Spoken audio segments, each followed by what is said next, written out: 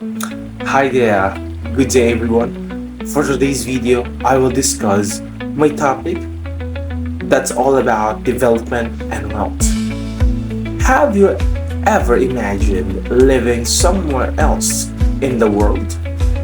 Some people prefer mountains while others like beaches. Some want places with better jobs, lower taxes, or better weather.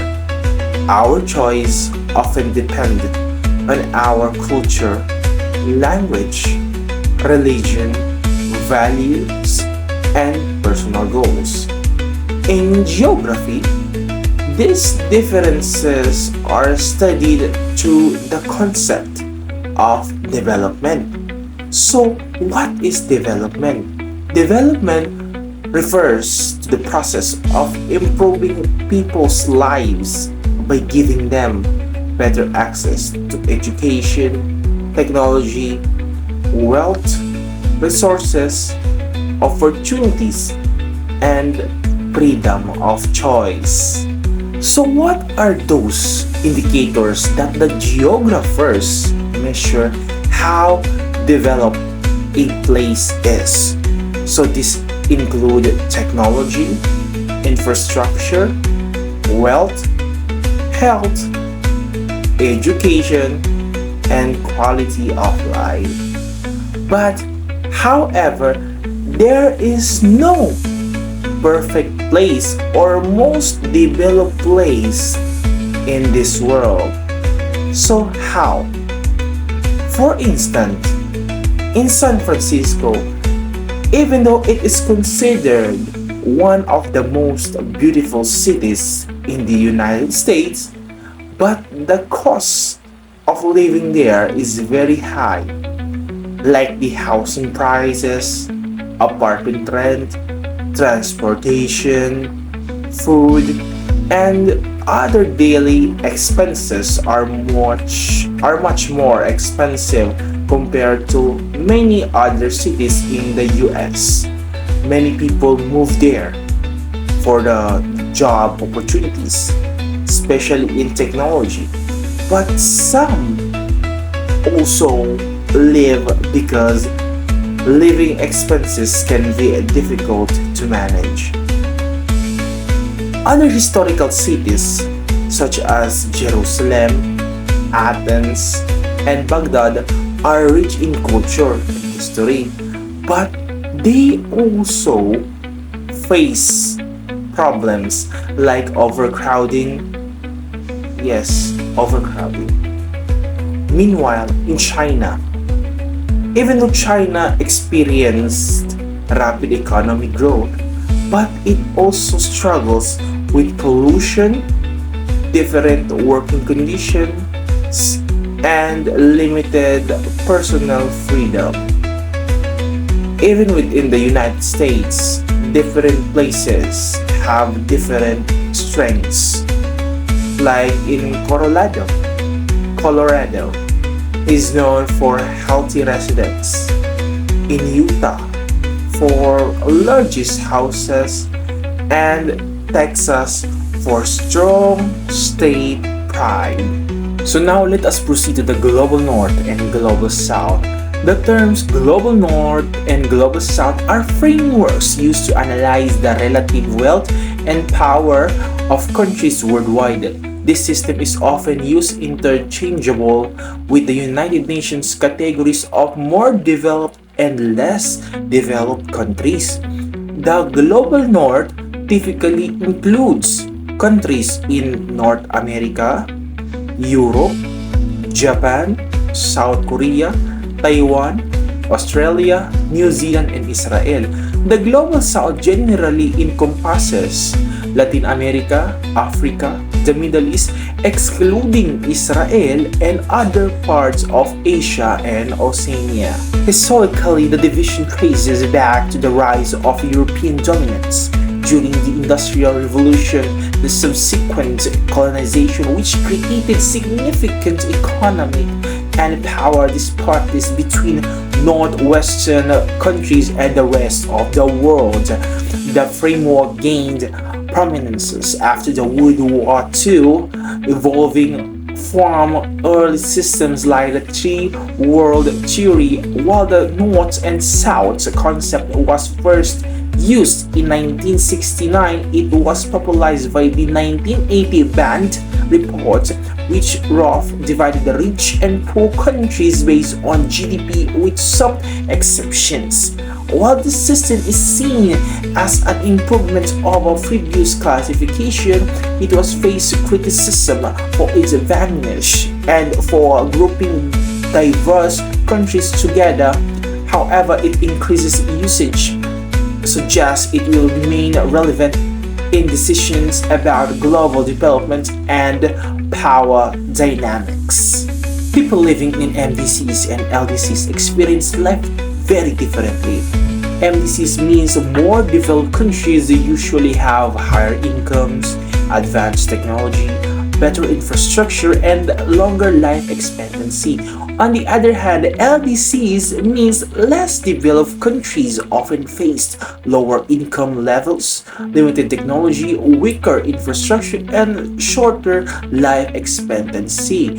One of the simplest way to measure development is through income. The World Bank classifies countries into four income categories based on gross national income or GNI per capita. In 2017, low-income economies were countries with a GNP per capita of 1,025 US dollars or less. Lower middle-income economies had GNP per capita between 1,026 and 4,035 US dollars. Upper middle income economies range from 4,036 to 12,475 US dollars. Lastly, high income economies had a GNP per capita of 12,476 US dollars or more. When we look at the world map, we can observe clear geographic patterns in these categories. However, not all countries in the same region belong to the same income group. In Africa continent, some countries are low income while others are middle income or developing rapidly. Many countries in Latin America are considered middle income economies. In Asia continent, countries vary greatly from highly developed economies to poorer developing nations. Comparing China and Russia, Russia is generally placed in a higher income category than China because its GNP per capita has traditionally been higher, although China has grown rapidly in recent decades. On the other hand, gross national income or the GNI per capita is a measure used to determine the average income and economic output of a country's people. It is calculated by adding the country's gross domestic product or the GDP and the income earned from overseas, then dividing the total by the population. So, gross domestic product or the GDP refers to the total value of all goods and services produced within a country in 1 year. It is computed using the formula GDP is equals of consumption plus investment plus government spending plus net export. This means that consumer spending, business investments, government projects, and exports all contribute to economic growth. For example, if a government spends more on roads or military service, GDP increase.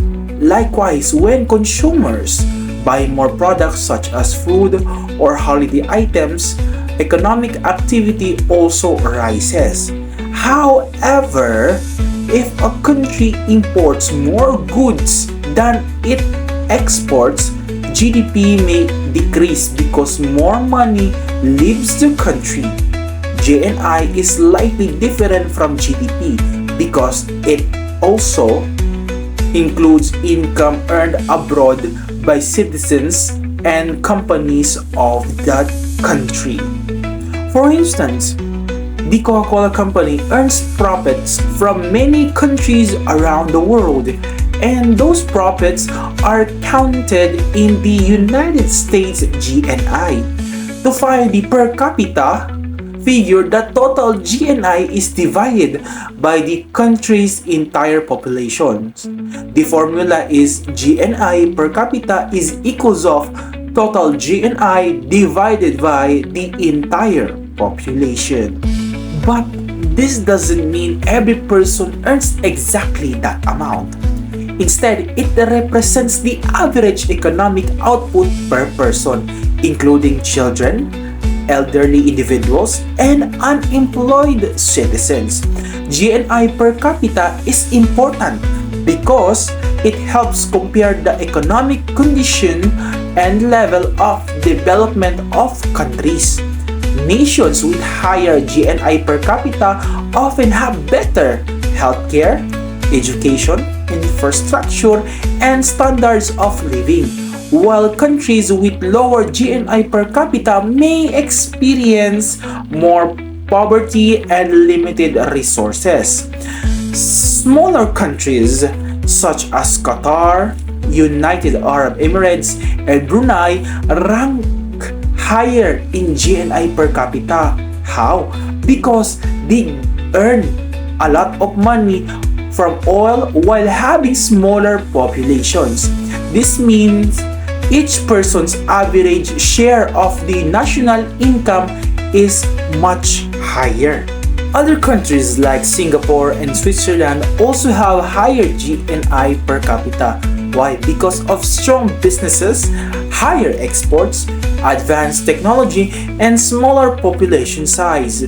Some countries also attach wealthy people because of lower taxes, which increases average income levels. Other important concept is the purchasing power parity, or the PPP. The PPP compares the risk value of money by considering the cost of living in different places. For instance, a salary of 60,000 US dollars would go further in Lincoln than in New York City because goods, housing, and daily expenses are cheaper in Lincoln. In some way, living costs in Mexico are lower than in Sweden. So PPP helps compare standards of living more accurately. Now let us proceed to the global, national, regional, and local patterns of wealth. The global economy has grown very quickly over the past several decades, but wealth is still distributed very unevenly around the world. Although many countries are connected to the global economy, not everyone benefits equally from economic growth. The World Bank classifies countries into income groups such as high income, middle income, and lower income countries. Even though many countries are now part of the global economy, inequality between rich and poor people and countries has increased in many cases. For instance, Jeff Bezos, the founder of Amazon.com, once had a net worth of more than 100 billion US dollar, which was larger than the total yearly economic output, or the GDP, of many countries. At the same time, hundreds of millions of people around the world still survive on less than $2 per day. There are also been progress in reducing extreme poverty. In 1990, about 35% of the world's population live in extreme poverty, but by 2013, this dropped to around 11%. Much of this improvement happened in China and India, where many people moved from farming in rural areas to work in cities and earning wages. Economically, this is considered development because people began participating in the formal economy. However, earning slightly more money does not always mean people have a much better quality of life. The world economy itself has expanded rapidly.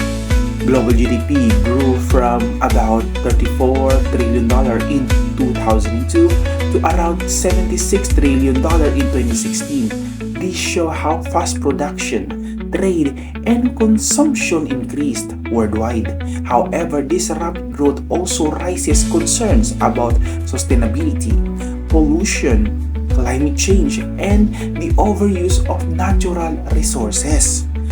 Economic growth is also uneven from country to country.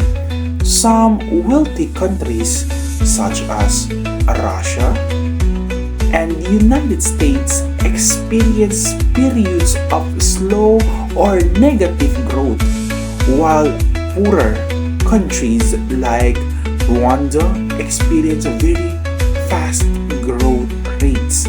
Meanwhile, China maintained strong economic growth for many years, although its growth rate later slowed down. In general, richer countries are often located in the global north, such as North America, Europe, Japan, Australia, and New Zealand. Poorer countries are more commonly found in the global south. However, these categories are not always accurate because countries within the same region can differ greatly. For instance, Mexico is often considered a developing country, but it has one of the world's largest economies and a relatively high income compared to many other countries. Carlos Slim, one of the richest people in the world, is from Mexico. The economic difference between Mexico and Haiti, yes, is actually greater than the difference between Mexico and the United States. This shows that simple levels like rich and poor countries do not fully explain the complexity of development and wealth around the world. In recent decades, a number of newly industrialized countries or NICs have moved closer to becoming more developed economies. These countries have shifted away from relying mainly on agriculture and have expanded into industry, service, and technology-based sectors, which has greatly increased their income and global influence. One well-known example is the Asian tiger. Asian tiger is the Singapore, South Korea, Hong Kong, and Taiwan. These places experience extremely fast economic growth due to strong government planning, heavy investment in education, and rapid industrial development. For instance, in South Korea went from several destructions after the Korean War to becoming a highly developed economy within a few decades. Another important group is the BRICS countries. BRICS, which includes Brazil, Russia, India, China, and South Africa. Although these countries are not traditionally part of the global north, they have become major players in the global economy. due to rapid industrialization and large-scale economic growth. These are those oil-rich Gulf states such as Qatar, United Arab Emirates, Saudi Arabia, Kuwait, and Iran. These countries have built wealth mainly from their large oil reserves, which give them an absolute advantage in global energy markets. This wealth has allowed them to invest heavily in infrastructure and modern cities. So now, let us proceed to the international trade model. The international trade model is an economic approach where countries support free trade and actively participate in the global economy. In this model, governments reduce trade barriers such as tariffs, quotas, and restrictions on imports and exports. The belief is that countries can grow wealthier by trading freely with one another and focusing on industries where they are most efficient. The strategy offers several advantages. First, it can create a high return on investment or ROI because countries can sell products to larger international markets. Second, countries become more specialized in certain industries, which often leads to better technology, improved skills, and increased productivity. Third, the strategy is relatively simple because governments allow market competition to guide economic growth rather than heavily controlling industries. And finally, there is usually less government involvement in deciding which businesses succeed or fail.